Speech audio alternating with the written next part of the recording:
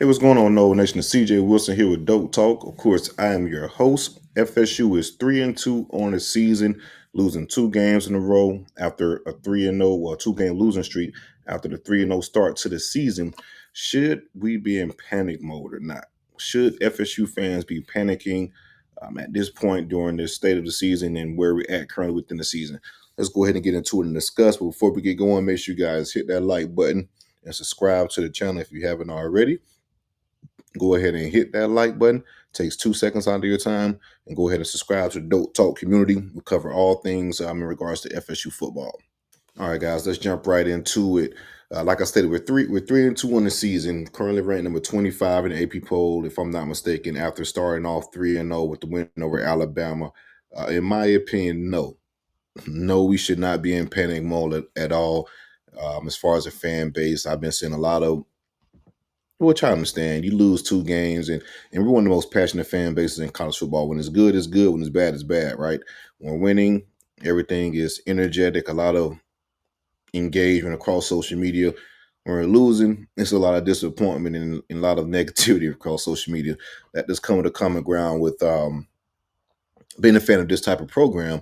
But it's been a lot of, I guess you could say, panic takes in regards to making rational decisions in regards to how far we come during the season. Well, the state of where we are within this early portion of the season. Rational decisions as far as firing coordinators, firing head coaches, and that type of deal. In my opinion, I don't think we should panic at all. Preseason, I had FSU going 8-4 this year after the 2-10 season last year. I had losses coming to the University of Alabama, a middle of the road ACC team, Clemson, and one of the rivals of Miami or the University of Florida. Well, thus far within the season, we beat Alabama. We lost to a middle of the road ACC team and a Virginia type who seems to be better than what people expected. And we already lost one of the rivalry games to the University of Miami. Now we have Clemson and Florida left on the schedule, of course, and neither Clemson nor Florida has lived up to expectations that they had early in the preseason. Clemson was deemed to be a top 5 team, ACC favorite, one of the best teams in the country. They've been disappointing in Florida. Again, there was another top 15 team. They were deemed to compete within the SEC, and Lago was supposed to be one of the better quarterbacks in the country. That hasn't happened as of yet either for the Florida Gators. I think the Gators are 2-3 on the season, if I'm not mistaken, after the win against University of Texas.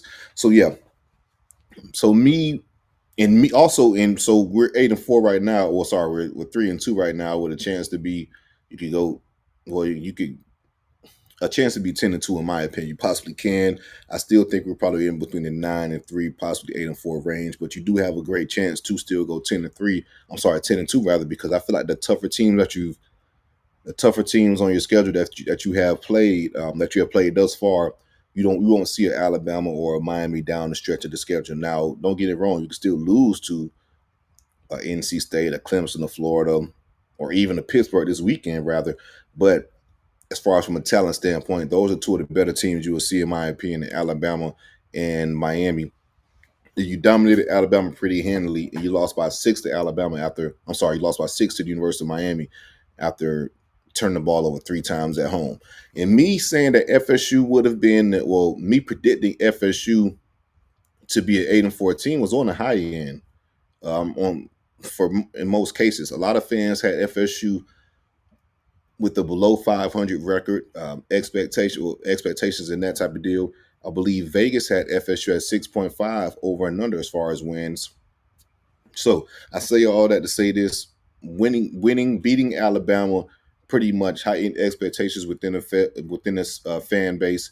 We started smelling ourselves a little bit, and us as fans were thinking the team were better than they were. So we stumbled the last 2 games, and then I guess you could say reality kind of hit us in the face, and it's been full-fledged panic mode. My question is why?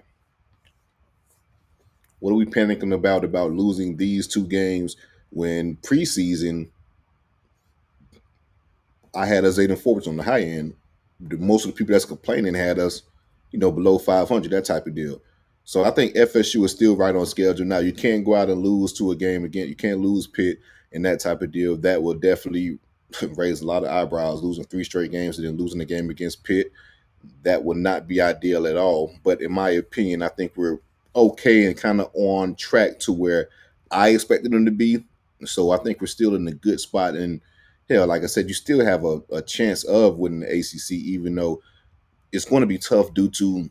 All right, guys, we have a new sponsor here with DoakTalk. DoakTalk is brought to you by FastPay. FastPay provides a corporate MasterCard built for business expenses such as travel, lodging, entertainment, shipping things, hell, you name it, they have you covered. You get 2.25% cash back on all business expenses in perpetuity. No annual fee or no monthly annual fees at all. Tap in with FastPay. Make sure you guys hit the link, and also the website is right there on the front screen. 2.25% cash back on all your business expenses. ACC schedule, in my opinion, because some of the teams that have chances to win the title don't play at Florida State, Clemson, or Miami, or don't play two of the three. Only had to play one or none. But that's a different conversation for a different day. But I do think we're okay, in my opinion. But like I said, you can't go out and lose against a Pittsburgh, then you could probably panic then and start having conversations. You also got to be aware too that we had 6 turnovers the last 2 games. Uncharacteristic stuff, right? 6 turnovers the last 2 games. We lost by a combined 14 points within those 2 games. Within the 3 games where we went 3-0, only 1 turnover. I think it was an interception by Thomas Castellano. So we got to get back to protecting the football. Protecting the football. I don't foresee us having a 3 turnover game every game of the season for here on out. I just don't see that happening. So get back to doing what we're doing, running the floor and protecting the football, being smart with the football. You turn the football over, you lose games. And as a result, we saw that against Virginia and the University of Miami.